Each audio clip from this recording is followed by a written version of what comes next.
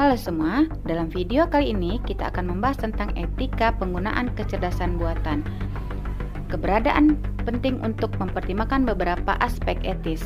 Pertama, privasi data harus dijaga dengan baik untuk melindungi informasi pribadi pengguna. Yang kedua, keadilan dan non-diskriminasi harus dijunjung tinggi dalam pengambilan keputusan oleh sistem kecerdasan buatan. Tidak boleh ada diskriminasi berdasarkan ras, gender, atau latar belakang sosial.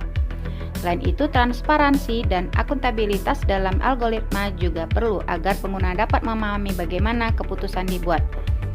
Dalam pengguna kecerdasan buatan, kita perlu menjaga integritas dan menghindari penyalahgunaan teknologi demi kesejahteraan. Artificial Intelligence atau yang sering kita sebut AI. Teknologi canggih ini kini sudah merambah ke berbagai aspek kehidupan kita.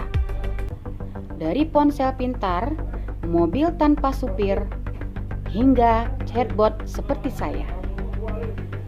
Tapi, tahukah kamu bahwa AI bukanlah teknologi baru?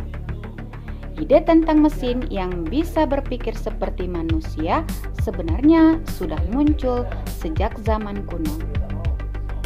Tapi istilah artificial intelligence baru benar-benar diciptakan pada tahun 1956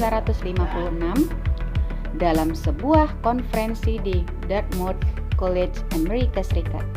Disitulah sekelompok ilmuwan komputer termasuk John McCarthy mulai bermimpi menciptakan mesin yang bisa belajar dan menyelesaikan masalah layaknya manusia. Pada dekade 60-an hingga 80-an, para peneliti mulai mengembangkan berbagai program komputer sederhana yang bisa bermain catur, memecahkan teka-teki, bahkan mengenali suara. Tapi ternyata membangun kecerdasan buatan itu tidak semudah membalikkan telapak tangan. Beberapa kali dunia mengalami masa yang disebut AI Winter, periode ketika pendanaan dan semangat untuk meneliti AI sempat menurun karena hasilnya tidak sesuai harapan. Kebangkitan AI.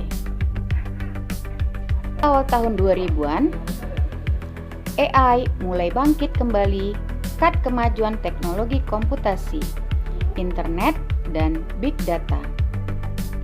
Lalu muncullah teknologi machine learning dan lebih canggih lagi, deep learning, yaitu sistem AI yang meniru cara kerja otak manusia melalui jaringan saraf buatan. AI kini bisa mengenali wajah, menerjemahkan bahasa, menulis artikel, bahkan membuat seni digital. Perusahaan seperti Google, Tesla, dan OpenAI menjadi pelopor pengembang AI modern yang makin mendekati kecerdasan manusia. Ini dan masa depan. Hari ini, AI sudah menjadi bagian dari kehidupan kita. Di mesin pencari, asisten digital, layanan customer service, hingga kendaraan otonom. Namun, kemajuan ini juga menimbulkan banyak pertanyaan. Apakah AI akan menggantikan manusia atau justru menjadi alat bantu terbaik kita? Yang pasti, kita sedang hidup di masa transisi besar menuju dunia yang semakin cerdas dan otomatis. AI adalah perjalanan panjang dari mimpi menjadi kenyataan, dan ini baru permulaan. Mari kita refleksikan bersama beberapa aspek penting terkait kecerdasan artifisial KA, khususnya yang relevan dengan lingkungan sekolah. 1. Batasan KA. 2. Keterbatasan utama dari KA yang pelajari adalah keterbatasan data dan bias. KA sangat bergantung pada data yang digunakan untuk melatihnya. Jika data tersebut tidak lengkap, tidak representatif atau mengandung bias, maka KA akan mereplikasi dan bahkan memperkuat bias tersebut dalam keluarannya. Misalnya, jika sebuah KA dilatih dengan data teks yang sebagian besar berasal dari satu budaya atau jenis kelamin, maka responnya mungkin akan bias dan kurang relevan bagi kelompok lain. Kurangnya pemahaman teks kontekstual dan empati sejati. Meskipun KA generatif bias menghasilkan teks yang sangat mirip manusia atau bahkan karya seni, ia sebenarnya tidak memahami makna di balik kata-kata atau gambar tersebut. Ia tidak memiliki kesadaran, perasaan, atau pengalaman hidup. Akibatnya, KA bias kesulitan dalam menangani situasi yang membutuhkan pemahaman nuansa, empati, atau kebijaksanaan moral. 2. Dampak keterbatasan KA di sekolah. Keterbatasan KA ini punya dampak signifikan pada cara kita menggunakannya di sekolah, risiko informasi bias, dan tidak akurat. Jika siswa atau guru terlalu mengandalkan KA sebagai sumber informasi tunggal, mereka bisa terpapar pada informasi yang bias atau bahkan salah jika data pelatihannya bermasalah.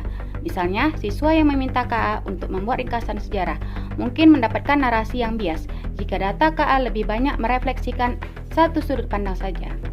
Ini berarti kita tidak bisa lagi hanya menerima mentah-mentah hasil dari KA. Perlu ada verifikasi silang dan pemikiran kritis dari pengguna. Pudarnya keterampilan berpikir kritis dan empati.